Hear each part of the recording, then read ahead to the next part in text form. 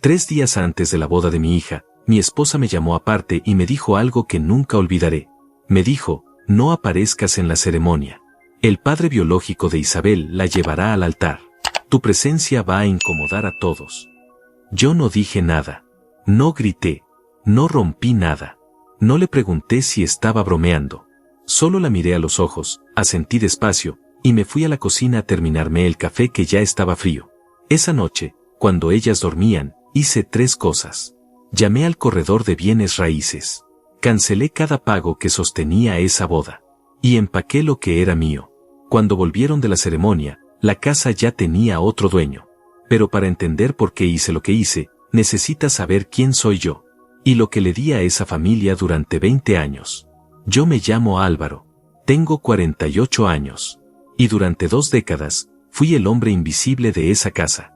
El que pagaba, el que resolvía, el que se quedaba callado cuando había que quedarse callado.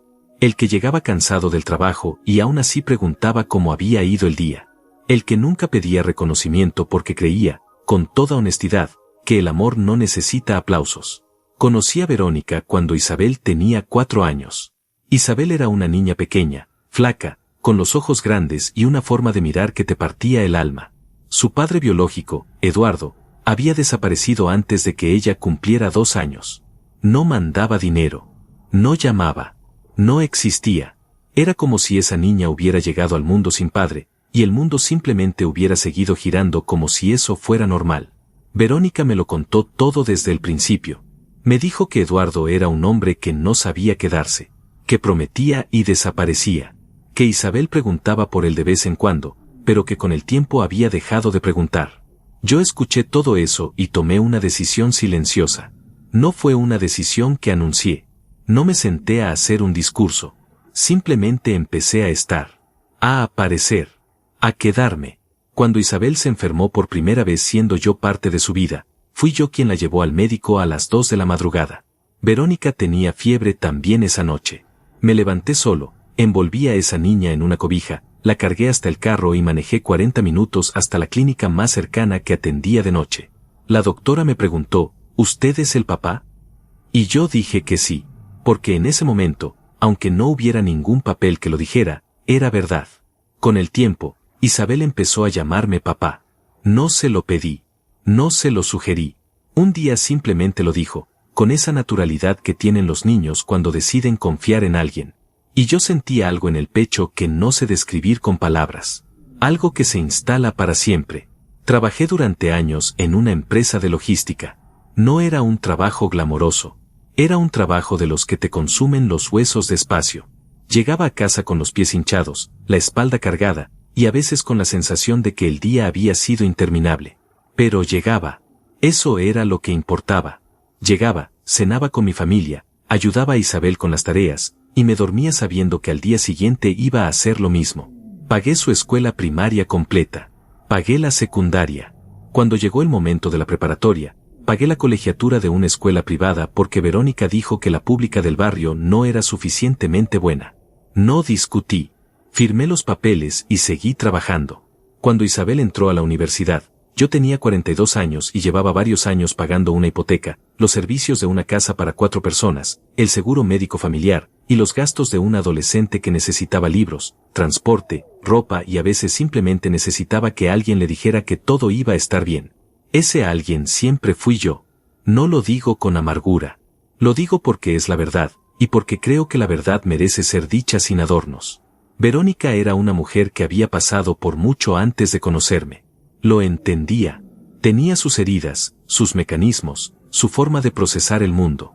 Hubo años buenos entre nosotros. Años donde creí genuinamente que habíamos construido algo sólido. Una familia real, con sus imperfecciones, pero real.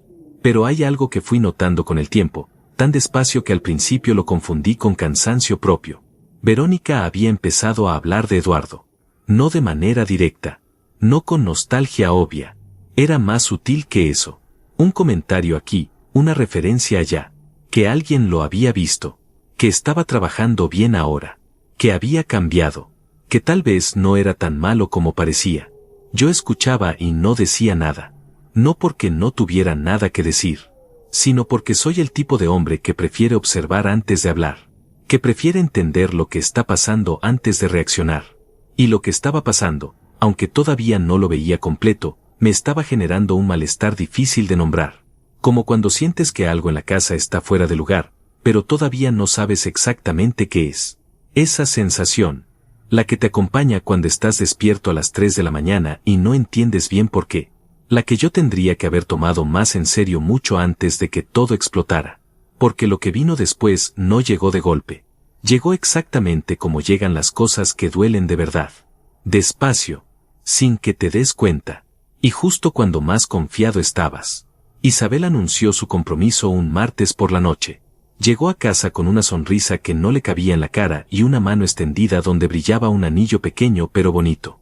Esteban, su novio de 3 años, la había pedido en un restaurante frente a sus amigos. Ella estaba radiante. Lloraba y reía al mismo tiempo, de esa manera que solo pasa cuando algo te desborda de adentro hacia afuera. Yo la abracé fuerte. Le dije que me alegraba. Y era verdad. Me alegraba genuinamente. Esa niña flaca de 4 años que yo había cargado hasta una clínica a las 2 de la mañana se iba a casar. Iba a construir su propia vida. Y yo había estado ahí para verlo. Esa noche dormí bien. Todavía no sabía lo que se venía. Las primeras semanas después del anuncio fueron normales. Verónica empezó a buscar salones, a comparar precios de catering, a hablar de vestidos y flores y listas de invitados. Era el tipo de conversación que llenaba la casa de un ruido nuevo, casi festivo. Isabel venía seguido, traía a Esteban, y la mesa del comedor se convertía en un tablero de decisiones pendientes. Yo participaba cuando me preguntaban. Opinaba sobre el salón, sobre el menú, sobre la fecha. Pero sobre todo, abría la billetera cuando había que abrirla. Y había que abrirla seguido. El salón que Verónica eligió costaba $4,000 solo por el espacio. El catering, otros 3,500. El vestido de Isabel, que encontraron en una boutique del centro, costaba $800. La música, el fotógrafo, las flores, los recuerdos para los invitados. Todo sumaba. Todo llegaba a mí en forma de cifra y yo firmaba, transfería, pagaba. No lo digo para quejarme. Lo menciono porque es parte de la historia. Porque hay que entender cuánto estaba puesto sobre esa mesa para entender lo que pasó después. Fue en la tercera semana de planeación cuando escuché el nombre de Eduardo por primera vez en ese contexto. Estaba en el cuarto, cambiándome después del trabajo, y la puerta estaba entreabierta. Verónica e Isabel hablaban en la sala con un volumen que no era exactamente bajo. No intenté escuchar, pero escuché. Isabel dijo algo sobre sería bonito que él estuviera. Verónica respondió que lo entendía. Hubo una pausa, y luego Isabel dijo, es mi papá biológico, mamá, aunque sea para que me vea llegar al altar. Yo me quedé quieto con la camisa en la mano. No salí. No pregunté. Me puse la camisa despacio, me até los zapatos, y fui a la cocina a servir agua. En ese momento me dije que era normal. Que una hija quisiera tener a su padre biológico presente en su boda era algo comprensible. Que yo no debía sentir lo que estaba sintiendo. Que debía ser generoso. Que el amor verdadero no compite. Me lo repetí varias veces esa noche. Pero el malestar no se fue. Se quedó ahí, quieto, como un objeto que alguien dejó en medio del pasillo y que cada vez que pasas lo rozas sin querer. Los días siguientes, Verónica empezó a mencionar a Eduardo con más naturalidad. Ya no era una referencia casual. Era una presencia que iba tomando forma en las conversaciones. Que había llamado. Que quería ayudar con algo de la boda. Que Isabel había hablado con él y que la conversación había ido bien. Yo seguía escuchando. Seguía sin decir mucho. No porque me pareciera bien, sino porque todavía no entendía exactamente qué estaba pasando. Y soy de los que necesitan entender antes de hablar. Un viernes por la noche, Verónica me dijo que Eduardo iba a venir a cenar el fin de semana siguiente. Que Isabel lo había invitado. Que sería la primera vez que se veían en muchos años y que era importante para ella. Me lo dijo como quien anuncia que va a llover. Sin preguntar. Sin consultar. Sin un ¿qué te parece? Al final. Yo dije que bien. ¿Qué más iba a decir? Eduardo llegó ese domingo con una botella de vino y una sonrisa que parecía recién planchada.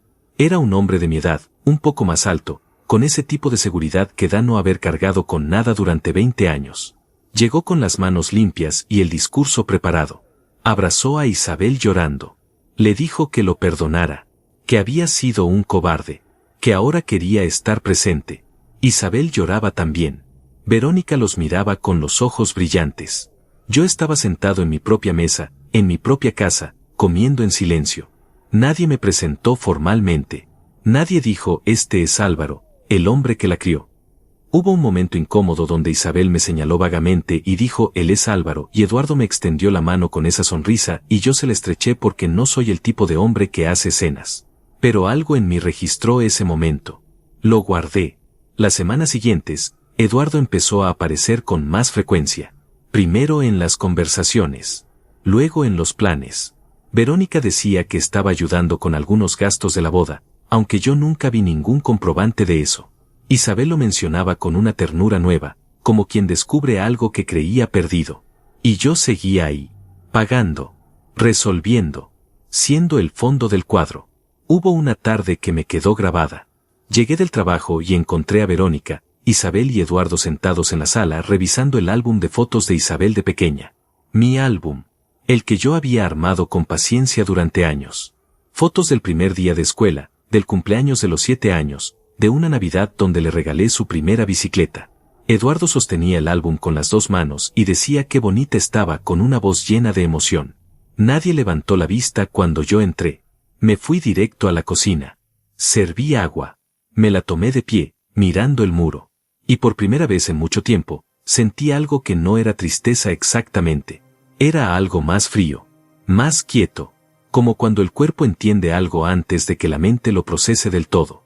Esa noche, mientras Verónica dormía, yo estaba despierto mirando el techo, pensando en el álbum, en la bicicleta, en las 2 de la mañana en la clínica, en 20 años de lunes a viernes llegando cansado y quedándome de todas formas, y pensando en Eduardo, que llegó con una botella de vino y en 3 semanas ya tenía más espacio en esa casa que yo. No lloré. Nunca he sido de llorar fácil. Pero algo se terminó de acomodar esa noche en algún lugar dentro de mí. Como una pieza que encaja en el lugar equivocado y ya no puede sacarla. Solo que todavía no sabía lo que venía. Todavía faltaban 10 días para que Verónica me dijera lo que me dijo. Y yo todavía seguía creyendo, con esa ingenuidad que da el amor largo, que las cosas tenían alguna explicación razonable. Que tal vez me estaba equivocando. Que tal vez era yo el que estaba viendo mal. Ojalá hubiera tenido razón. Faltaban 12 días para la boda cuando Verónica me dijo que Eduardo iba a participar en la ceremonia. No me lo preguntó, me lo informó. Estábamos desayunando. Ella tenía el teléfono en la mano, revisando algo, y entre un sorbo de café y otro dijo que habían decidido que Eduardo haría una lectura durante la ceremonia. Que Isabel lo había pedido. Que sería un momento bonito. Yo seguí comiendo. Dije que bien. Ella volvió al teléfono. Y eso fue todo. Pero algo en esa conversación me dejó un sabor raro todo el día. No era la participación de Eduardo lo que me molestaba tanto. Era la forma. La naturalidad con la que Verónica me lo decía. Como si yo fuera un mueble que había que informar, no una persona a quien consultar. Como si mi opinión ya no tuviera un lugar en las decisiones de esa familia. Esa tarde llamé a Rosa. Rosa era mi vecina de toda la vida. Llevábamos más de 15 años viviendo a 2 casas de distancia. Había visto crecer a Isabel. Me conocía bien. Era de esas personas que te dicen la verdad aunque no quieras escucharla. Le conté lo que estaba pasando. No todo.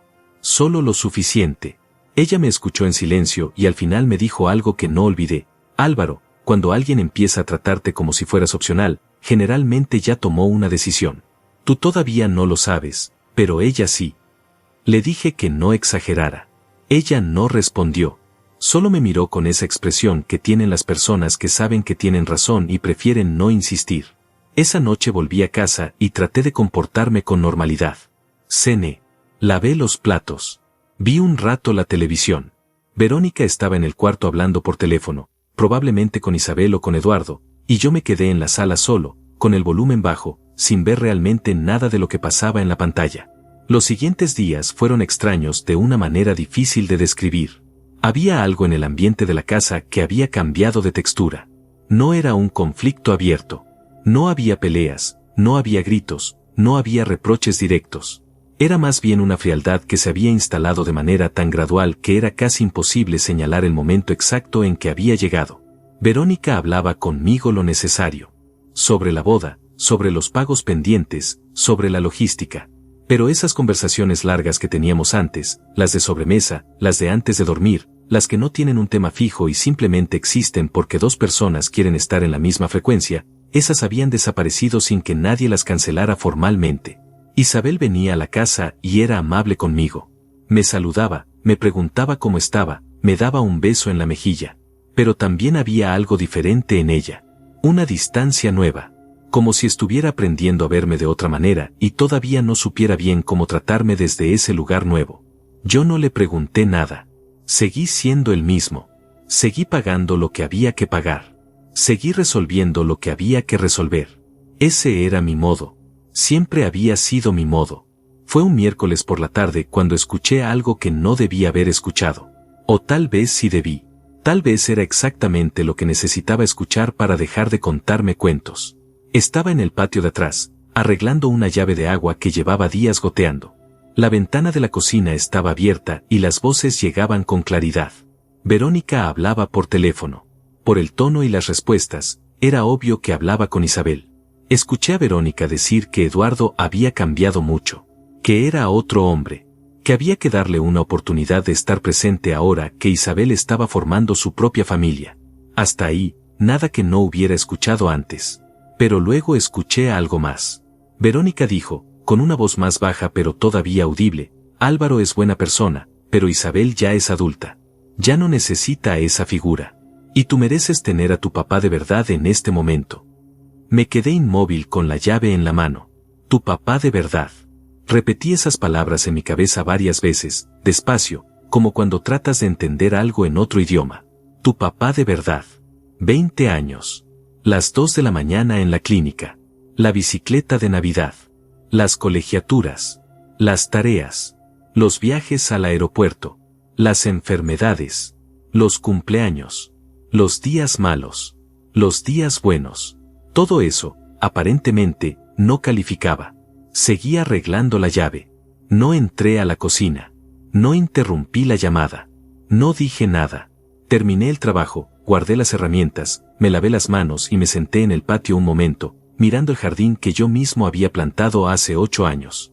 Ese jardín que a nadie más le había importado, pero que yo regaba cada tercer día porque me daba paz. Respiré.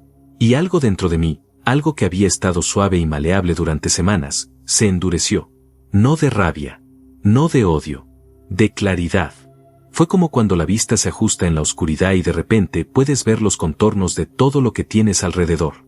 No con detalle, pero sí con suficiente precisión para entender dónde estás parado y qué hay frente a ti. Yo estaba parado en un lugar donde ya no me querían. Y lo que tenía frente a mí era una decisión. Las siguientes noches casi no dormí. No de angustia, sino de pensamiento. Mi cabeza trabajaba despacio y en silencio, revisando cada ángulo de lo que estaba pasando. Revisando lo que tenía. Lo que había construido. Lo que era mío legalmente, lo que era mío emocionalmente, y la diferencia entre esas dos cosas. La casa estaba a mi nombre. La había comprado yo 8 años atrás, antes de casarme con Verónica, con dinero que había ahorrado durante años de trabajo. Cuando nos casamos, nunca la pusimos a nombre de los dos. Nunca lo habíamos hablado formalmente. Ella vivía en ella, era su hogar, pero el papel decía mi nombre. La cuenta bancaria principal también era mía. Verónica tenía su propia cuenta, pero los gastos grandes, la hipoteca, los servicios, el seguro, todo salía de la mía.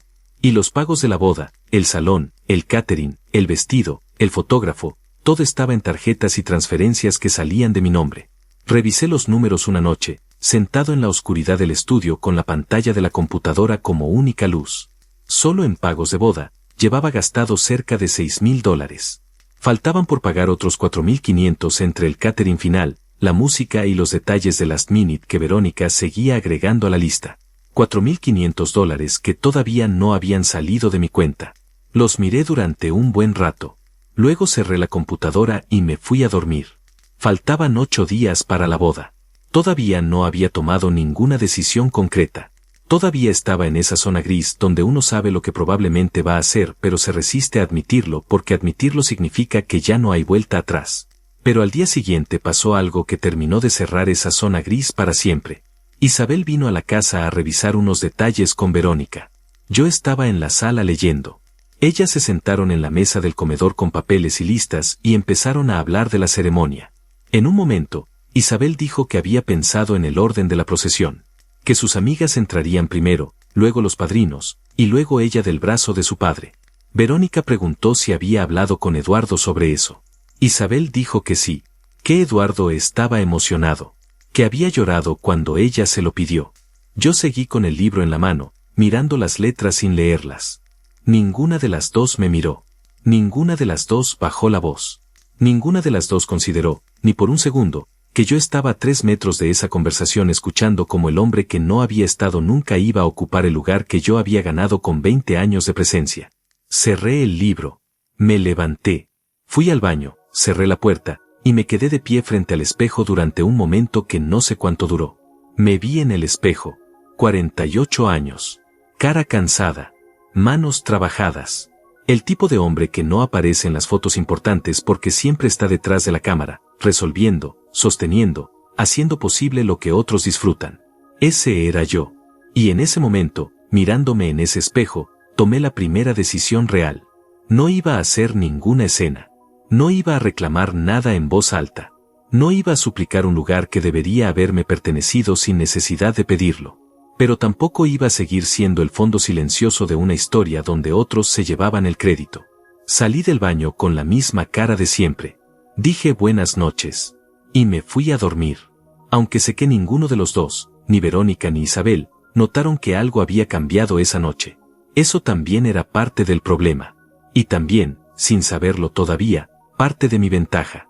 Faltaban 5 días para la boda cuando Verónica me pidió que la acompañara a revisar el salón. Fui, no porque tuviera ganas, sino porque todavía no había movido ninguna pieza y necesitaba tiempo. Necesitaba que todo siguiera pareciendo normal mientras yo terminaba de ordenar lo que tenía en la cabeza.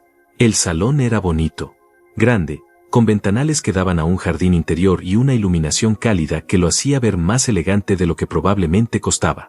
Verónica caminaba por el espacio con la coordinadora del evento, hablando de mesas, de centros de flores, de la pista de baile. Yo la seguía un paso atrás, asintiendo cuando me miraban, firmando donde había que firmar. En un momento, la coordinadora me preguntó si yo era el padre de la novia. Antes de que yo pudiera responder, Verónica dijo, es el padrastro. Lo dijo sin malicia aparente, con esa naturalidad que tiene la gente cuando dice algo que para ellos ya está resuelto hace tiempo. La coordinadora me sonrió con esa sonrisa amable y un poco incómoda que tienen las personas cuando no saben qué decir, y siguió hablando de los arreglos florales. Yo también sonreí. Y seguí caminando. Padrastro. No era la primera vez que escuchaba esa palabra. Pero había algo en la forma en que Verónica la dijo ese día, sin dudarlo, sin voltear a verme, que me dejó una marca diferente. Como una firma al pie de un documento que no recordaba haber leído completo. Esa tarde, de regreso a casa, Verónica habló todo el camino de los detalles del salón. Que si las flores eran demasiado grandes para las mesas pequeñas, que si el menú vegetariano era suficiente para los invitados que lo habían pedido, que si valía la pena cambiar el postre de último momento. Yo respondía con monosílabos. Ella no notó nada. Llegamos a casa, ella se puso a llamar por teléfono, y yo me fui al estudio. Cerré la puerta, abrí la computadora, y empecé a hacer lo que llevaba días posponiendo. Lo primero que hice fue llamar a un abogado. No un abogado dramático de película. Un abogado tranquilo, de confianza, que llevaba años manejando asuntos de propiedades en la ciudad.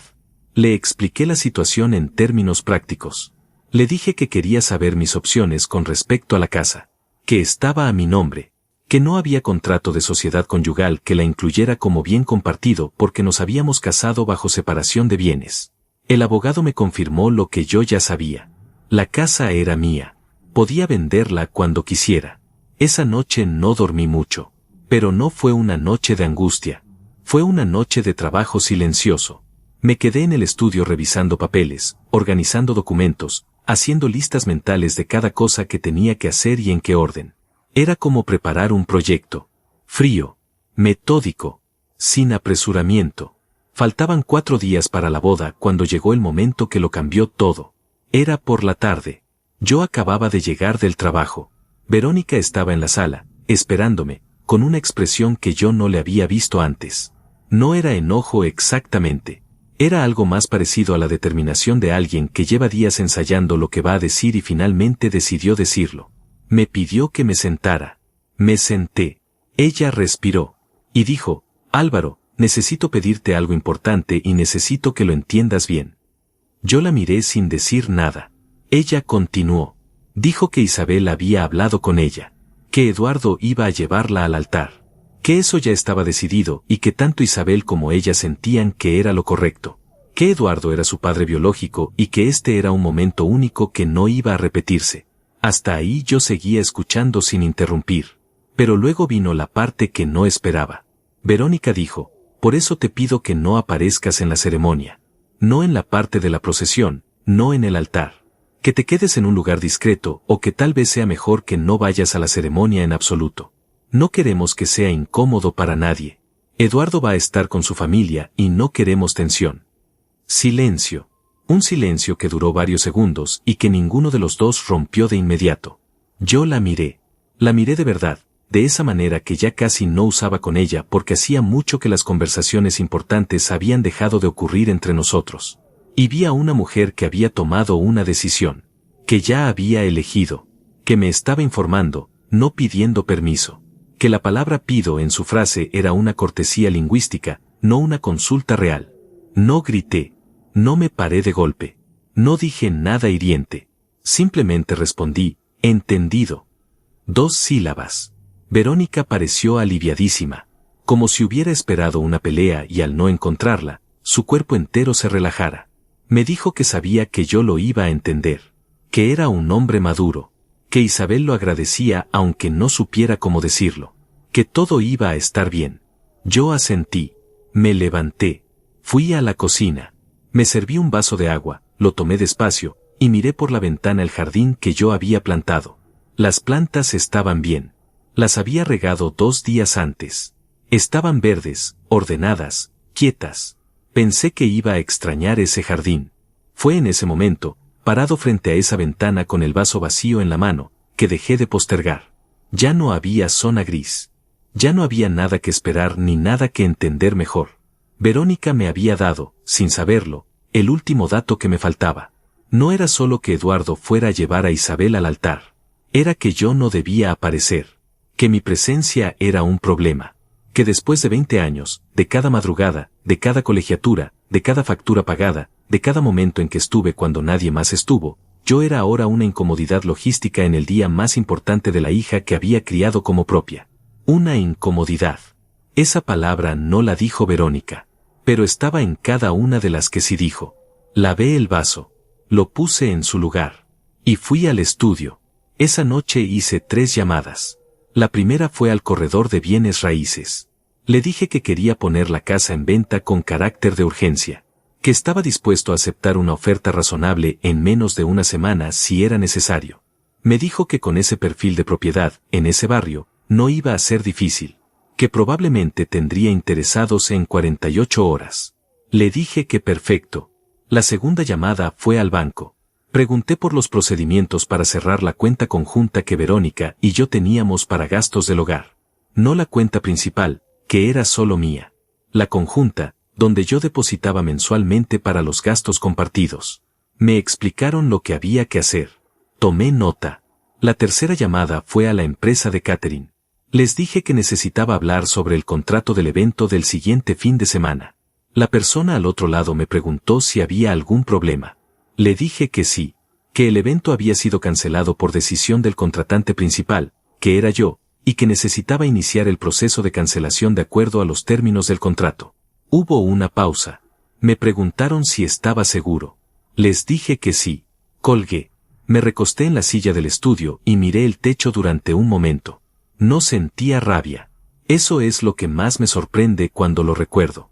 No sentía rabia ni euforia ni ese tipo de satisfacción ruidosa que tiene la venganza en las películas. Sentía algo más parecido a la calma de quien finalmente está actuando en coherencia con lo que sabe. Cuando alguien te dice que eres opcional, La respuesta honesta no es suplicar que te necesiten. La respuesta honesta es demostrarles que tan equivocados estaban sobre lo prescindible que eras. Y eso era exactamente lo que iba a hacer. Despacio, sin ruido, sin que nadie lo viera venir. Faltaban 3 días para la boda. Y yo ya había empezado. Faltaban 3 días para la boda y yo me levanté a las 6 de la mañana como siempre. Me duché, me vestí, bajé a la cocina, preparé café y desayuné solo porque Verónica todavía dormía.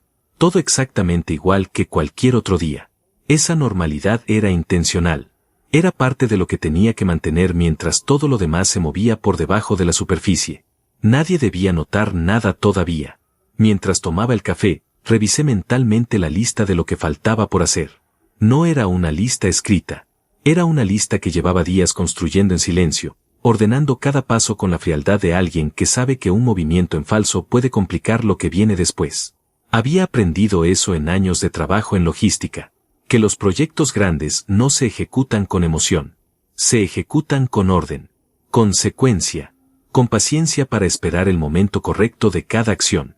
Y esto era un proyecto, el más importante que había tenido en mucho tiempo. El corredor de bienes raíces me llamó esa mañana, más temprano de lo que esperaba. Me dijo que ya tenía 2 familias interesadas en ver la propiedad, que si estaba disponible esa tarde, podía organizar las visitas. Le dije que sí, que organizara todo, pero que las visitas tenían que ser mientras yo estaba en el trabajo, que Verónica estaría en casa pero que no era necesario avisarle con anticipación, que él simplemente llegara con los interesados a la hora acordada. Hubo una pausa breve del otro lado. Me preguntó si estaba seguro de ese procedimiento. Le dije que sí, que la propiedad estaba a mi nombre y que él tenía toda la documentación necesaria para proceder, que no había ningún impedimento legal. Me dijo que de acuerdo. Colgué y terminé el café. Verónica bajó 10 minutos después, con el cabello recogido y el teléfono ya en la mano. Me saludó con un beso rápido en la mejilla, se sirvió café y empezó a revisar mensajes. Probablemente de Isabel, probablemente de Eduardo, probablemente de la coordinadora del salón. Me preguntó si tenía planes esa tarde. Le dije que tenía trabajo hasta tarde. Ella asintió y siguió con su teléfono. Eso fue todo. Salí de la casa a las 7:30 como todos los días. En el trabajo no pude concentrarme del todo, aunque lo intenté. Tenía reuniones programadas y las cumplí. Revisé reportes, firmé documentos, respondí correos. Pero una parte de mi cabeza estaba siempre en otro lugar, calculando, anticipando, revisando si había algo que se me estaba escapando. A las 2 de la tarde me llegó un mensaje del corredor. Decía que la primera familia había visitado la propiedad y que estaba muy interesada, que quería hacer una oferta esa misma tarde, que el precio que habían propuesto estaba dentro del rango que yo había autorizado. Respondí con 2 palabras: proceda. Acepto. A las 4 de la tarde, mientras yo seguía en la oficina, mi casa tenía un comprador. Me quedé mirando esa confirmación en la pantalla del teléfono durante un momento. No sentí lo que tal vez debería haber sentido. No sentí nostalgia ni arrepentimiento ni esa clase de vértigo que da cuando cruzas una línea que sabes que es definitiva. Sentí alivio. Un alivio tranquilo y extraño, como el que siente el cuerpo cuando por fin suelta algo que llevaba demasiado tiempo cargando sin darse cuenta. Esa tarde, antes de salir del trabajo, hice 2 cosas más. La primera fue llamar al banco y completar el proceso que había iniciado la noche anterior. Cerré la cuenta conjunta y transferí el saldo restante a mi cuenta personal. No era una cantidad grande, poco más de $800 que habíamos acumulado para gastos del mes. Pero cerrar esa cuenta era un gesto que tenía más peso simbólico que económico. Era un corte limpio. La segunda cosa fue enviar un correo electrónico al fotógrafo de la boda. Le expliqué que el evento había tenido cambios importantes en su organización y que como contratante principal necesitaba cancelar el servicio. Le recordé los términos del contrato que habíamos firmado, que estipulaban que una cancelación con más de 48 horas de anticipación implicaba la devolución del 50% del anticipo pagado. Le pedí que procesara la devolución a mi tarjeta. El fotógrafo respondió en menos de 1 hora, confundido, preguntando si podía llamarme para aclarar la situación. Le respondí que no era necesaria ninguna aclaración, que el contrato era claro y que procediera según los términos acordados. No respondió más. Salí de la oficina a las 6:30. Manejé despacio de regreso a casa. No porque quisiera postergar llegar, sino porque necesitaba ese tiempo de silencio, con la ciudad moviéndose afuera y yo adentro del carro, para ordenar lo que quedaba por hacer. Faltaba lo más importante. Faltaba empacar. No todo. Solo lo que era verdaderamente mío. Lo que había llegado a esa casa antes de Verónica o lo que había acumulado como parte de mi vida propia, no de la vida que habíamos construido juntos. Mis herramientas. Algunos libros. Documentos personales. La caja con fotos de mi infancia y de mi familia de origen. El reloj de mi padre que guardaba en el cajón de la mesita de noche. Ropa para 2 semanas. La computadora personal. Nada más. No iba a tomar nada que fuera de ella. No iba a vaciar la casa como acto de rabia. Eso no era lo que estaba haciendo. Lo que estaba haciendo era salirme. Silenciosamente. Ordenadamente. Sin drama. Llegué a casa y Verónica estaba en el cuarto hablando por teléfono. La escuché reír desde el pasillo. Una risa relajada, despreocupada, de alguien que siente que todo está saliendo bien. Entré, la saludé desde la puerta del cuarto, ella me hizo un gesto con la mano sin interrumpir la llamada, y yo seguí hacia el estudio. Esa noche, mientras ella dormía, empaqué. Lo hice despacio y en silencio, con la luz del pasillo como única iluminación para no despertar a nadie. Cada cosa que tomaba la ponía en la maleta con cuidado, sin ruido, sin prisa. Era un proceso casi meditativo, como si cada objeto que colocaba en esa maleta fuera también una parte de mí que iba recuperando de un lugar donde había quedado olvidada. La caja de fotos fue lo último que metí. La sostuve un momento antes de cerrar la maleta. Había una foto adentro que no había visto en años. Era de cuando Isabel tenía 5 años. Estábamos en la playa, ella sentada sobre mis hombros, con los brazos extendidos como si estuviera volando, y yo sosteniéndola con las 2 manos, mirando hacia arriba con esa expresión que uno tiene cuando está completamente presente en un momento y no lo sabe todavía. La miré durante un buen rato. La guardé. Cerré la maleta. Me senté en el borde de la cama del cuarto de huéspedes donde había dormido los últimos 2 días sin que Verónica preguntara por qué, y escribí la carta. No fue una carta larga. No porque no tuviera cosas que decir, sino porque las cosas más importantes casi nunca necesitan muchas palabras. Escribí que me iba, que la casa estaba vendida y que el proceso legal seguiría su curso en los próximos días a través de mi abogado, que los pagos relacionados con la boda habían sido cancelados y que cada proveedor había sido notificado, que no estaba haciendo esto por venganza sino porque me habían dejado muy claro que mi presencia era un problema, y yo había decidido tomar eso en serio. Escribí que no guardaba rencor, y que esperaba que encontraran la felicidad que estaban buscando. Firmé con mi nombre. Doblé la hoja. La dejé sobre la mesa del comedor, debajo del salero, en el lugar donde siempre dejábamos las cosas importantes para que el otro las viera al bajar en la mañana. Tomé la maleta.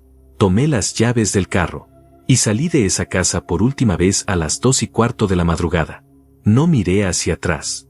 No porque no me doliera, sino porque ya había mirado suficiente hacia atrás durante 20 años, y había llegado el momento de mirar hacia adelante aunque todavía no supiera bien qué había en esa dirección.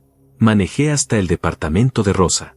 Ella me había dicho semanas atrás, en esa conversación donde le conté lo que estaba pasando, que si algún día necesitaba un lugar, su puerta estaba abierta. No lo dijo como figura retórica. Lo dijo como lo que era, una oferta real, de una persona real, que me conocía de verdad. Toqué el timbre a las 2:30. Ella abrió en menos de un minuto, como si no estuviera dormida o como si de alguna manera supiera que esa noche iba a llegar. Me miró. Miró la maleta. Me volvió a mirar. No preguntó nada. Solo abrió la puerta más y se hizo a un lado para dejarme pasar. Eso fue todo lo que necesité esa noche. No palabras. No explicaciones. No nadie diciéndome que había hecho lo correcto o lo incorrecto. Solo una puerta abierta. Y adentro, por primera vez en semanas, dormí de verdad. Sin despertarme a las 3 de la mañana mirando el techo. Sin escuchar voces que hablaban de mí como si no estuviera. Sin sentir que era un mueble en mi propia casa. Dormí como duerme alguien que finalmente dejó de cargar algo que no le correspondía. Y afuera, la boda seguía programada para dentro de 2 días. Solo que ya sin salón. Sin catering. Sin fotógrafo. Sin la casa a la que volver. Y sin mí. Me desperté en el departamento de Rosa a las 8 de la mañana. Por un segundo, Ese segundo breve y extraño que existe entre el sueño y la conciencia, no supe dónde estaba. Vi un techo diferente al mío, una ventana en otro lugar, una luz que entraba desde un ángulo distinto al que llevaba años viendo cada mañana. Luego recordé, y en lugar del golpe de angustia que tal vez esperaba sentir, sentí algo más parecido a la quietud. Una quietud rara, nueva, que no sabía bien cómo clasificar todavía, pero que no era desagradable. Me levanté, me duché, salí al pequeño comedor del departamento donde Rosa ya tenía café hecho y 2 tazas sobre la mesa. Se sentó frente a mí y por un momento ninguno de los dos dijo nada. Ella me miraba con esa expresión suya que mezclaba preocupación genuina con algo parecido al respeto. Como quien mira a alguien que finalmente hizo lo que tenía que hacer aunque le haya costado todo hacerlo. Finalmente me preguntó cómo estaba. Le dije la verdad. Le dije que no lo sabía todavía. Que era demasiado reciente para tener una respuesta clara. Que había partes de mí que estaban en paz y otras que todavía no terminaban de procesar lo que había pasado. Ella asintió. Me dijo que era normal. Tomamos el café en silencio, y ese silencio fue uno de los más cómodos que recuerdo haber tenido en mucho tiempo. Ese día era viernes. La boda era el sábado. Yo sabía que en algún momento de ese viernes, Verónica o Isabel iban a descubrir lo que había pasado. No todo de golpe. Las cosas no funcionan así. Primero llegaría una llamada de algún proveedor. Luego otra. Luego revisarían las cuentas. Luego encontrarían la carta. No tenía manera de saber exactamente en qué orden iba a ocurrir todo, pero sabía que iba a ocurrir. Y esa certeza, en lugar de ponerme nervioso, me mantenía en una especie de calma funcional. La calma de quien ya jugó sus cartas y ahora solo espera ver cómo cae la mesa. A las 10:30 de la mañana me llegó el primer mensaje de Verónica. Era un mensaje de texto. Corto. Decía, Álvaro, ¿dónde estás? El salón acaba de llamar diciendo que el contrato fue cancelado. Necesito que me llames ahora. Lo leí. No respondí. A las 11 llegó otro. El tono había cambiado. Ya no era una pregunta. Era una exigencia. Que le explicara qué había pasado. Que había un error obviamente. Que llamara de inmediato porque la boda era mañana y no había tiempo para problemas. A las 11:20 llegó uno más. Este decía que el fotógrafo también había cancelado. Que no entendía qué estaba pasando. Que si era una broma que no tenía ninguna gracia. A las 11:45 llegó una llamada. La dejé ir al buzón de voz. Luego otra. Luego otra de Isabel. Las dejé todas ir al buzón. No porque quisiera hacerlas sufrir innecesariamente, sino porque no había nada que yo pudiera decir en ese momento que no fuera o una pelea o una explicación que no me correspondía dar por teléfono. La carta que dejé sobre la mesa del comedor decía lo esencial. El resto lo descubrirían solos. Rosa estaba en la sala cuando empezaron a llegar los mensajes. Me miró una vez, vio mi expresión, y no preguntó nada. Siguió con lo suyo. La aprecié por eso. Al mediodía recibí un mensaje de mi abogado confirmando que la documentación de la venta de la casa estaba en proceso y que todo estaba en orden desde el punto de vista legal. Que los tiempos normales para completar la transferencia eran de varios días hábiles, pero que la oferta aceptada era vinculante y no había manera de revertirla sin consecuencias legales para el comprador. Respondí agradeciéndole y le pedí que a partir de ese momento toda comunicación relacionada con la propiedad y con cualquier asunto legal que surgiera pasara por él. Que yo no iba a atender llamadas ni mensajes sobre esos temas directamente. Me dijo que de acuerdo. A la 1 de la tarde el teléfono sonó con un número que no reconocí. Lo dejé ir al buzón también. Luego otro número desconocido. Después entendí que probablemente estaban llamando desde teléfonos de otras personas porque el mío ya no respondía. Eso me dijo más sobre el nivel de desesperación que cualquier mensaje podría haberme dicho. Salí a caminar. Necesitaba aire. Necesitaba moverme. Llevar el cuerpo a algún lugar mientras la cabeza seguía procesando todo lo que estaba pasando. Caminé por el barrio durante casi 1 hora. Sin dirección fija. Mirando las calles, las casas, la gente que pasaba con sus bolsas del mercado y sus perros y sus conversaciones que no tenían nada que ver con bodas canceladas ni casas vendidas ni 20 años de silencio que finalmente habían encontrado una forma de hablar. En algún momento pasé frente a una iglesia pequeña que conocía de siempre. No soy un hombre especialmente religioso, pero entré. Me senté en uno de los bancos del fondo. Había 2 personas más adentro, cada una en su propio silencio. Me quedé ahí unos 20 minutos sin pensar en nada concreto. Solo sentado, solo respirando, solo dejando que el peso de los últimos días se asentara un poco más en su lugar. Pensé en Isabel. No con rabia, con algo más complejo que eso. Pensé en la niña que había sido, en la adolescente que había visto crecer, en la mujer en que se había convertido. Pensé en todas las versiones de ella que yo había conocido y en el hecho de que, a pesar de todo lo que había pasado, yo no me arrepentía de nada de lo que había dado. El amor que le había tenido era real. Seguía siendo real. Eso no se cancela porque alguien tome malas decisiones. Eso no desaparece porque alguien te lastime. El amor que uno da de verdad no tiene devolución. Se queda en el mundo de alguna manera, aunque la relación que lo generó ya no exista. Eso lo entendí sentado en ese banco. Y me ayudó. Salí de la iglesia y volví al departamento de Rosa. Ella había preparado algo de comer. Comimos juntos hablando de cosas sin importancia, de la novela que ella estaba leyendo, de un vecino nuevo que había llegado al edificio, de cualquier cosa que no fuera lo que los dos sabíamos que estaba ocurriendo a unos kilómetros de ahí. A las 4 de la tarde llegó el mensaje que de alguna manera esperaba. Era de Isabel. No era un mensaje de exigencia ni de reclamo. Era distinto. Decía: Álvaro, encontré la carta. Necesito hablar contigo. Por favor. Lo leí varias veces. Había algo en ese por favor que me pesó de una manera diferente a todo lo demás. Isabel no era la culpable principal de lo que había pasado. Era una hija adulta que había tomado decisiones cuestionables, pero que también había sido guiada por su madre hacia un lugar que tal vez no comprendía del todo. Le respondí. Solo le dije: Isabel, estoy bien. Cuando estés lista para hablar de verdad, estaré disponible. Pero hoy no es el día. Ella respondió de inmediato: ¿Dónde estás? Le dije que estaba bien y que no se preocupara por mí. No respondió más.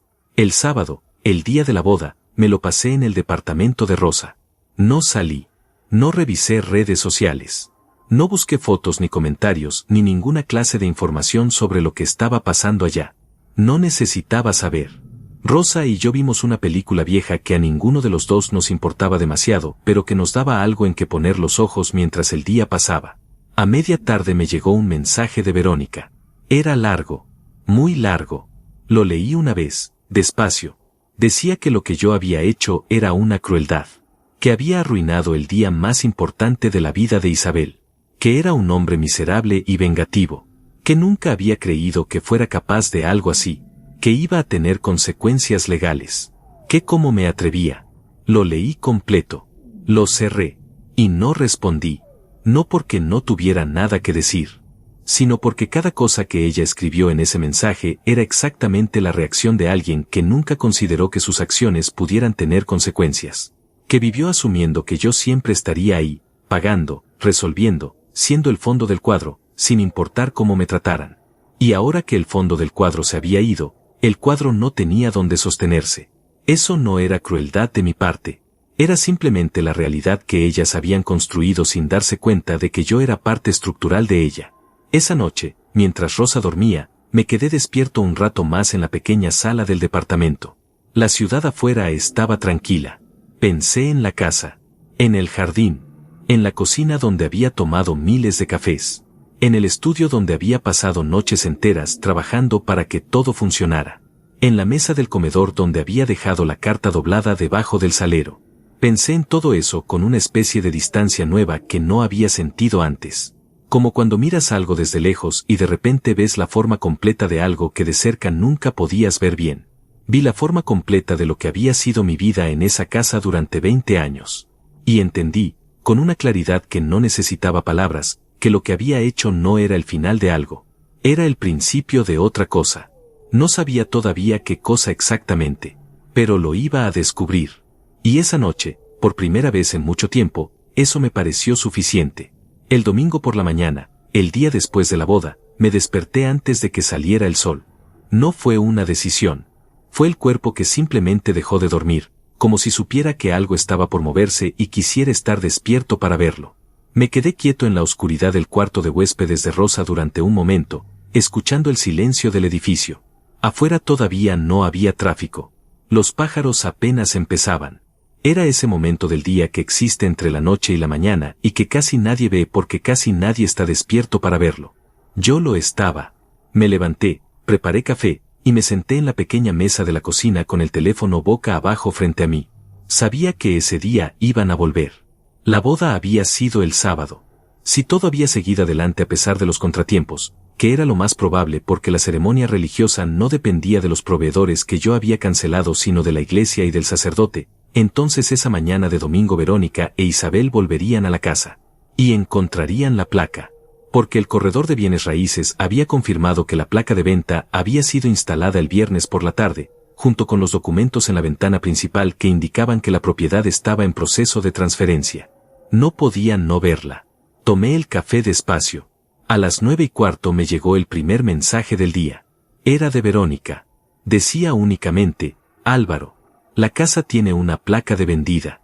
Necesito que me expliques qué significa esto ahora mismo. Lo leí. Esperé 10 minutos. Luego respondí con 3 líneas. Le dije que la casa había sido vendida, que el proceso legal estaba en manos de mi abogado, que cualquier consulta sobre la propiedad debía hacerse a través de él y que le haría llegar sus datos de contacto. Le mandé el número y el correo del abogado. Y cerré el chat. 40 segundos después el teléfono empezó a sonar. Era ella. Lo dejé ir al buzón. Volvió a llamar. Buzón. Una tercera vez. Buzón. Luego llamó Isabel. Esa la dejé ir también. Luego un número desconocido que probablemente era Eduardo o alguien de la familia de Verónica a quien le habían contado lo que estaba pasando. Todos al buzón. Rosa se despertó alrededor de las 10 y me encontró en la cocina con la segunda taza de café y el teléfono todavía boca abajo sobre la mesa. Me miró y sin decir nada se sirvió su taza y se sentó frente a mí. Le dije que ya habían llegado a la casa. Ella asintió despacio. Me preguntó cómo me sentía. Le dije que tranquilo. Que era la verdad, que no sentía la adrenalina ni el temblor que uno asocia con los momentos grandes. Sentía algo más parecido a la firmeza silenciosa de quien sabe que hizo lo correcto aunque lo correcto duela. Ella me dijo algo que me quedó. Me dijo, el problema con ser siempre el que sostiene todo es que nadie nota el peso hasta que lo sueltas. No respondí nada, pero la frase se me instaló en algún lugar y no se fue. A las 11 de la mañana llegó un mensaje de Isabel que era diferente a los anteriores. No era de exigencia. No era de reclamo. Era más corto y más directo que todo lo que había llegado antes. Decía, Álvaro, sé que no tienes obligación de responderme. Pero necesito verte. No para pelear. Solo para hablar. Por favor dime dónde estás. Lo leí varias veces. Había algo en ese mensaje que era genuino. Isabel tenía sus fallas. Había tomado decisiones que me habían lastimado, pero también era verdad que era una hija adulta que había crecido en una dinámica complicada y que tal vez, recién ahora, estaba empezando a ver las cosas con más claridad. Respondí. Le dije que podíamos vernos esa tarde, que yo elegiría el lugar y le avisaría. Que fuera sola. Ese último punto era importante. Que fuera sola. Ella respondió de inmediato, de acuerdo. Iré sola. Gracias. Elegí una cafetería pequeña a unas 20 cuadras del departamento de Rosa. Un lugar tranquilo, sin mucho ruido, donde podíamos hablar sin que nadie nos molestara ni nos escuchara. Le mandé la dirección y le dije a las 4 de la tarde. Llegué 10 minutos antes. Pedí un café y esperé mirando la calle por la ventana. Isabel llegó puntual. Venía con la ropa del día anterior todavía, o algo muy parecido, lo que me dijo que probablemente no había dormido. Tenía los ojos hinchados. El maquillaje ya no estaba. Parecía más pequeña de alguna manera, como cuando la ropa de los días grandes ya no está puesta y queda solo la persona. Se sentó frente a mí. Pidió agua. Y durante un momento ninguno de los dos habló. Fue ella quien empezó. Me dijo que lo sentía. No lo dijo de la manera rápida y defensiva en que la gente dice lo siento cuando en realidad quiere decir pero déjame explicarme. Lo dijo despacio, mirándome, con esa clase de peso en la voz que tiene la gente cuando está diciendo algo que le cuesta de verdad. Me dijo que había sido un error, que se había dejado llevar, que su madre le había dicho que yo lo entendería, que ella había querido creerlo porque era más fácil que enfrentar lo que en el fondo sabía que estaba mal, que cuando encontró la carta sobre la mesa el sábado por la mañana, antes de irse a la ceremonia, algo en ella se rompió de una manera que no supo cómo manejar en ese momento. Le pregunté si había ido a la boda. Me dijo que sí, que había ido porque ya no había manera de cancelar todo, que Eduardo la había llevado al altar como estaba planeado, que había sonreído en las fotos, que había bailado, pero que durante todo el tiempo había tenido la carta en la cabeza y una sensación en el pecho que no sabía nombrar bien, pero que no la había dejado estar presente de verdad en ningún momento de ese día. Me quedé escuchándola sin interrumpir. Cuando terminó de hablar le pregunté una sola cosa. Le pregunté si en algún momento, durante todos esos meses de planeación, había pensado en preguntarme cómo me sentía con todo lo que estaba pasando. Hubo un silencio largo. Ella bajó la vista y dijo que no había preguntado porque asumía que yo estaba bien, que yo siempre estaba bien, que era el tipo de persona que resuelve y no se queja y sigue adelante, y entonces era fácil asumir que no necesitaba nada. Le dije que entendía eso. Y era verdad. Lo entendía. Había pasado 20 años construyendo exactamente esa imagen. El hombre que resuelve. El hombre que está bien. El hombre que no necesita que le pregunten porque siempre está ahí de todas formas. Parte de lo que había pasado era también mi responsabilidad. No lo dije en voz alta, pero lo pensé. Le dije a Isabel que el amor que le había tenido era real y que seguía siendo real, que eso no cambiaba, pero que lo que había pasado me había enseñado algo que necesitaba respetar, que el amor sin reciprocidad no es una virtud, es un hábito que hay que romper. Ella lloró, no de manera dramática, lloró en silencio, con las manos en la mesa y los ojos fijos en el café que no había tomado todavía. Le dije que no estaba enojado con ella, que estaba en paz, que necesitaba tiempo y distancia para reconstruir algo que era solo mío, sin la identidad de ser el hombre invisible de una casa que ya no existía. Me preguntó si íbamos a poder tener alguna relación en el futuro. Le dije que no lo sabía todavía, que dependía de muchas cosas, que por ahora lo que necesitaba era espacio. Ella asintió. Me dijo que lo respetaba.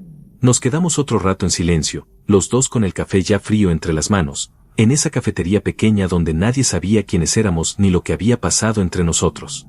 Cuando se levantó para irse me dio un abrazo. No lo rechacé. La dejé abrazarme y la abracé también, brevemente, con esa clase de abrazo que tiene más despedida que bienvenida. La vi salir por la puerta de la cafetería y caminar por la calle hasta que dobló en la esquina y desapareció. Me quedé un momento más sentado. Terminé el café aunque ya estaba frío. Pagué.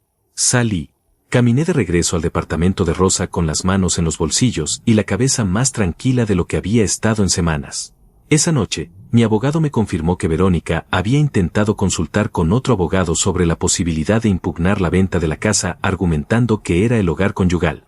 Mi abogado me dijo que no tenía base legal para hacerlo dado el régimen de separación de bienes bajo el cual habíamos contraído matrimonio. Me dijo que si ella seguía adelante con alguna acción, él se encargaba. Le agradecí. Cerré el teléfono. Y me dormí antes de las 10 de la noche por primera vez en meses. Sin voces. Sin cuentas pendientes. Sin el peso de una casa que había dejado de ser un hogar mucho antes de que yo me fuera de ella. Solo el silencio. Y por primera vez en mucho tiempo, ese silencio era completamente mío.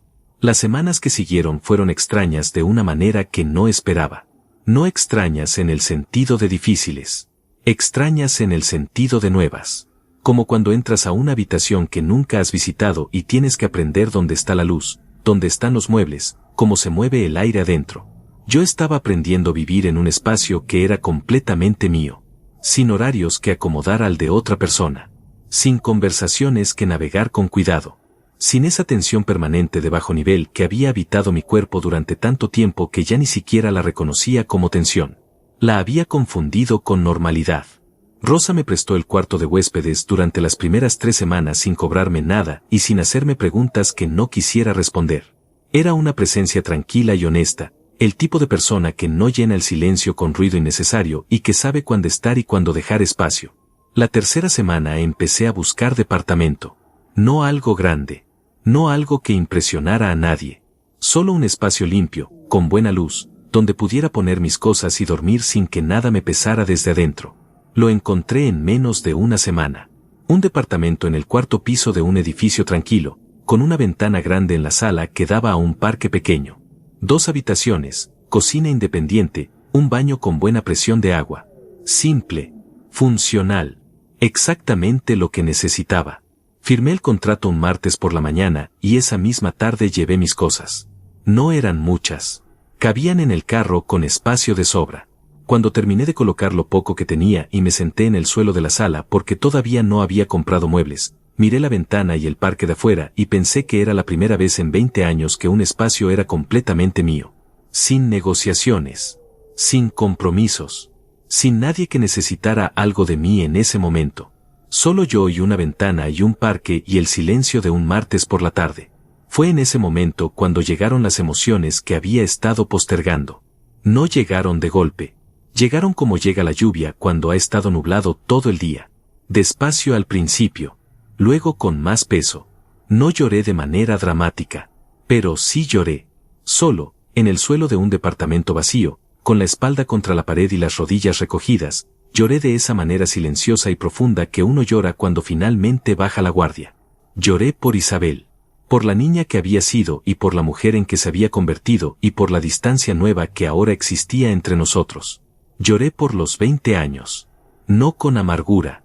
Con algo más parecido al duelo. Porque habían sido reales. Porque el amor que había puesto en esa familia había sido genuino. Y porque las cosas reales, cuando terminan, merecen que uno las llore aunque hayan terminado de la peor manera. Lloré un rato. Luego me limpié la cara. Me levanté del suelo. Y fui a comprar una silla y una cama. Eso fue lo primero que compré para ese departamento. Una silla sencilla para la sala y una cama con colchón nuevo. Nada más esa noche. El resto podía esperar. Dormí en mi cama nueva en mi departamento vacío y dormí bien. Los días siguientes fueron de reconstrucción práctica. Compré lo que necesitaba poco a poco, sin apuro, eligiendo cada cosa con la calma de quien no tiene que consultar con nadie ni justificar ninguna decisión. Una mesa pequeña. 2 sillas para la cocina. Un estante para los libros. Una planta para la ventana de la sala, porque descubrí que extrañaba tener algo verde cerca. La planta me hizo pensar en el jardín de la casa. Pensé en él un momento. Y luego seguí acomodando el estante. En el trabajo, las cosas continuaron con normalidad. Mis compañeros no sabían nada de lo que había pasado en mi vida personal. Yo no era de los que llevan sus problemas a la oficina. Llegaba, hacía mi trabajo, y me iba. Esa rutina que antes me pesaba como una obligación empezó a sentirse diferente. Más liviana. Como si el trabajo fuera ahora solo trabajo y no la única parte de mi vida donde sentía que había algo concreto que hacer. Fue mi jefe, Anselmo, quien notó algo diferente en mí. Un viernes por la tarde, cuando ya todos se habían ido, me llamó a su oficina. Anselmo era un hombre de pocas palabras y mucho criterio. Llevábamos años trabajando juntos y nos teníamos el respeto silencioso que se tienen 2 personas que no necesitan hablar mucho para entenderse. Me preguntó si estaba bien. Le dije que estaba pasando por un cambio importante, pero que estaba bien de verdad. Me miró un momento y luego me dijo algo que no esperaba. Me dijo que en los últimos años había notado que yo llegaba cargado de algo que no era el trabajo, que no había querido meterse, pero que en las últimas semanas me veía diferente, más presente, como si algo que antes me distraía ya no estuviera. Le dije que era una buena manera de describirlo. Me dijo que si necesitaba algunos días para acomodar lo que fuera que estaba acomodando, que los tomara. Que mi trabajo siempre había estado bien y que ese crédito valía algo. Le agradecí. No tomé los días. Pero agradecí el gesto. Esa semana Verónica me mandó un mensaje diferente a todos los anteriores.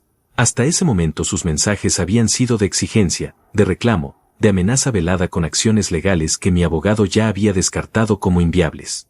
Pero ese mensaje era distinto. Era más largo y más quieto que los anteriores. Decía que estaba en un departamento rentado con Isabel mientras resolvían la situación de la casa. Que las cosas habían sido más complicadas de lo que esperaba. Que Eduardo había resultado no ser exactamente el hombre que pensaba que era ahora. Que no me estaba contando eso para generar lástima, sino porque sentía que yo merecía saberlo. Lo leí 2 veces. No respondí de inmediato. Me quedé pensando en ese mensaje durante un buen rato, no con satisfacción sino con algo más complejo. Había una parte de mí que había imaginado ese momento. El momento en que la realidad les mostrara que Eduardo no era lo que habían creído.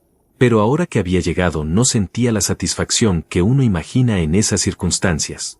Sentía algo más parecido a la tristeza tranquila de quien ve cumplirse algo que nunca quiso que se cumpliera. Porque yo no había querido que Eduardo resultara ser un fraude. Yo había querido que me valoraran a mí.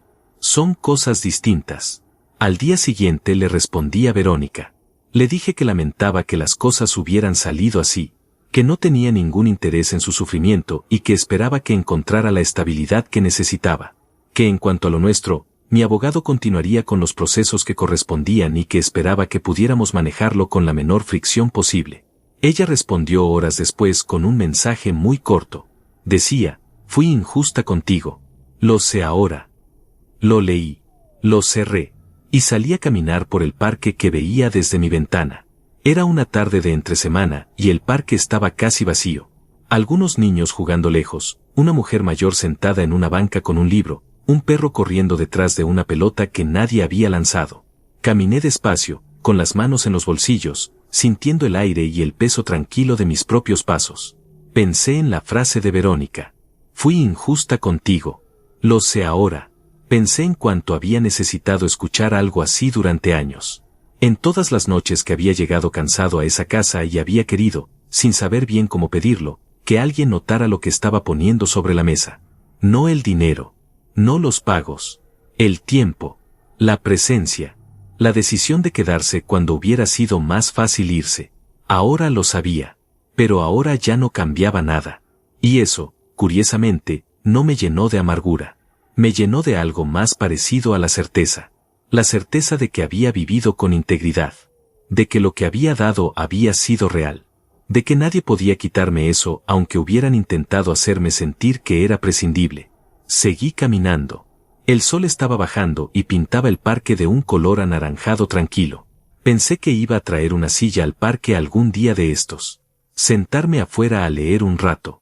Hacer exactamente eso y nada más. Pensé que eso sonaba bien. Pensé que llevaba mucho tiempo sin hacer cosas que solo sonaran bien sin tener que justificarlas ante nadie. Y que ya era tiempo de empezar.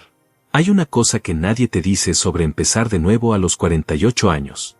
Que no se parece nada a empezar de nuevo a los 20. A los 20 uno empieza con hambre y ruido y esa energía desordenada que confunde movimiento con dirección. A los 48 uno empieza despacio, con criterio, con la ventaja silenciosa de saber exactamente que no quiere repetir. Yo sabía muy bien que no quería repetir. Y eso, descubrí, es una forma poderosa de saber quién quiere ser. Los primeros meses en el departamento nuevo fueron de aprendizaje simple. Aprendí a cocinar cosas que nunca había cocinado porque antes siempre había alguien que se encargaba de eso o porque el tiempo nunca alcanzaba. Aprendí que me gustaba el silencio de las mañanas de una manera que nunca había podido apreciar del todo cuando ese silencio era compartido con la tensión de una casa que ya no funcionaba. Aprendí que podía leer hasta tarde sin que nadie me preguntara cuándo iba a apagar la luz. Aprendí que esas cosas pequeñas, que parecen insignificantes desde afuera, tienen un peso enorme cuando las has tenido que negociar durante años sin darte cuenta de que las estabas negociando. Empecé a caminar todas las mañanas. No como ejercicio formal. Sin ropa deportiva especial ni rutina establecida. Simplemente salía, caminaba por el barrio durante 40 minutos, miraba las calles despertar, tomaba un café en un lugar diferente cada vez, y volvía al departamento sintiéndome más ordenado por dentro que cuando había salido. Era poco, pero era completamente mío. Y eso lo hacía sentir enorme. A los 2 meses de haberme ido, mi abogado me informó que el proceso de venta de la casa había concluido, que la transferencia estaba completa, que el dinero había sido depositado en mi cuenta según los términos acordados. Era una cantidad importante. La casa había valido bien. Años de hipoteca pagada, una zona que había subido de valor, una propiedad mantenida con cuidado durante mucho tiempo. El número final en mi cuenta era el tipo de número que te da opciones reales. No libertad infinita, pero sí la posibilidad de elegir con calma en lugar de reaccionar con urgencia. Me senté con ese número durante varios días antes de hacer nada con él. No lo celebré, no lo gasté impulsivamente, solo lo miré, entendí lo que representaba, y empecé a pensar con claridad en lo que quería construir con ello. La primera decisión fue la más simple. Compré un departamento. No el que estaba rentando. Uno diferente, más pequeño incluso, pero propio. En un edificio tranquilo, en un barrio que me gustaba, con una terraza pequeña donde imaginé desde el primer día que iba a poner plantas. Puse plantas. Muchas.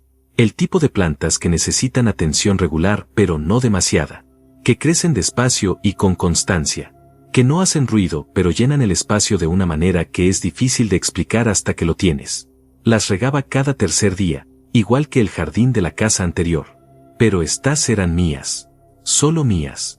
Con el resto del dinero hice algo que llevaba años queriendo hacer y que siempre había postergado porque siempre había otra prioridad más urgente que la mía.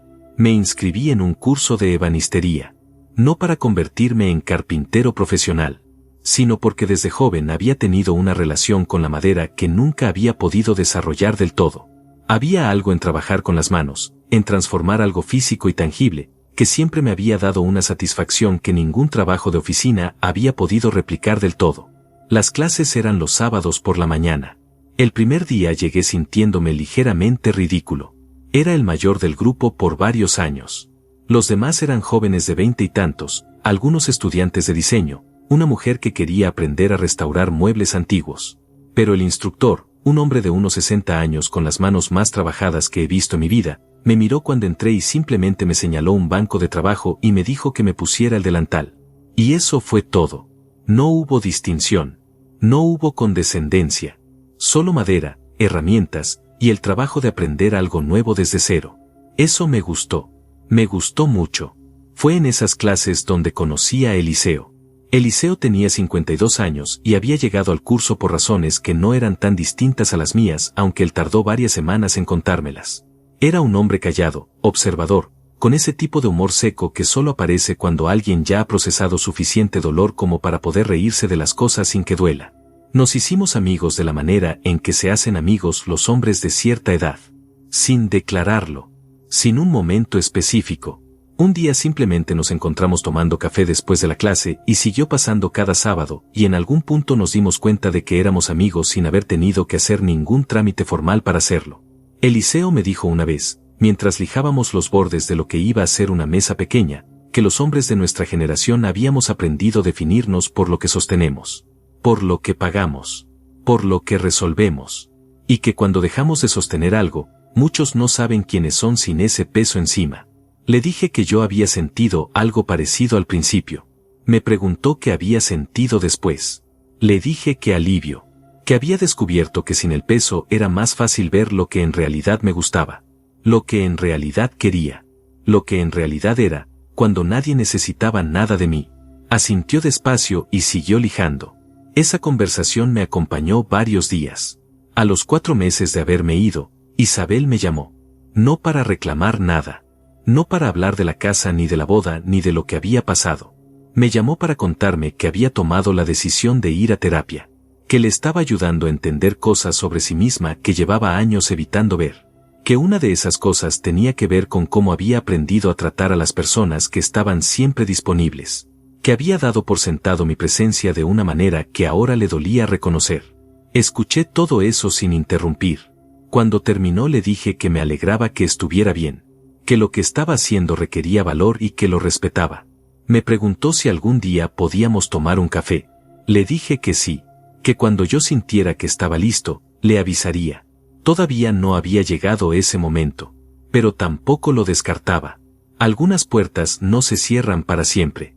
Solo se cierran el tiempo necesario para que ambos lados puedan respirar. Lo de Verónica fue diferente.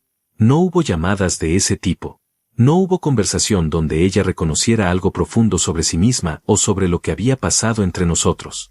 Hubo un proceso legal frío y ordenado que mi abogado manejó con eficiencia y sin drama. Los papeles del divorcio se firmaron 4 meses después de que yo me fui. Sin peleas. Sin escenas. Con la misma ausencia de ruido con que había transcurrido toda la parte final de nuestro matrimonio. El día que firmé los últimos documentos salí del despacho del abogado. Caminé 2 cuadras, y me metí en el primer café que encontré.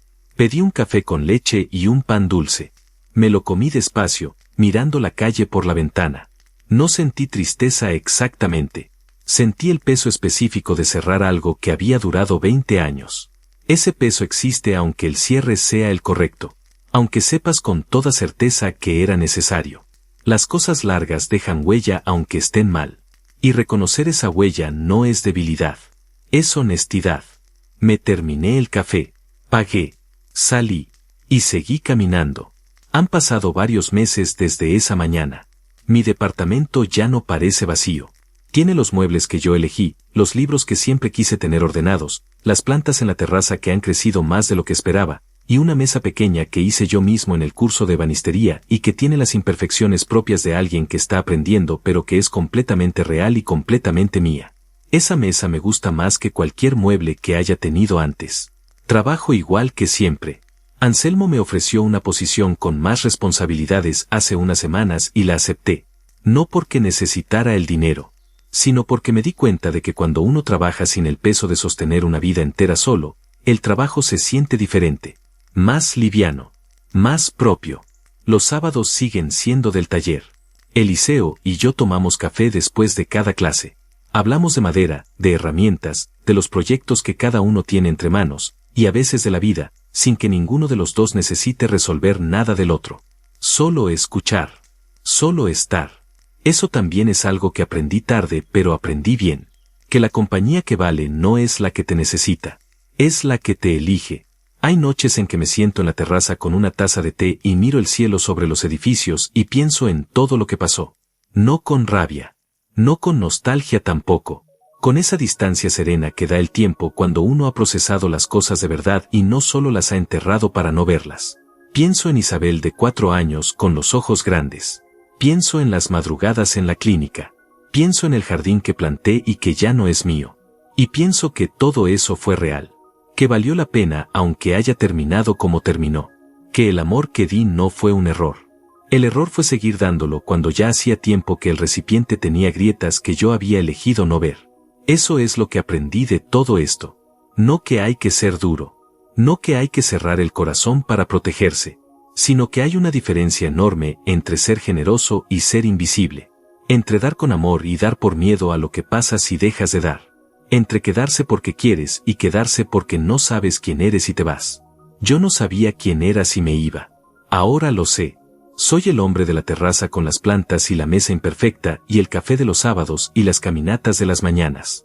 Soy el hombre que aprendió tarde, pero aprendió bien, que la vida más digna no es la que más sostiene a otros. Es la que por fin se sostiene a sí misma. Y si tú también has sido el que siempre estuvo, el que siempre pagó, el que siempre resolvió sin que nadie preguntara cómo estabas, entonces ya sabes de lo que estoy hablando. Y también sabes que nunca es tarde para dejar de ser el fondo del cuadro y empezar a ser el cuadro entero.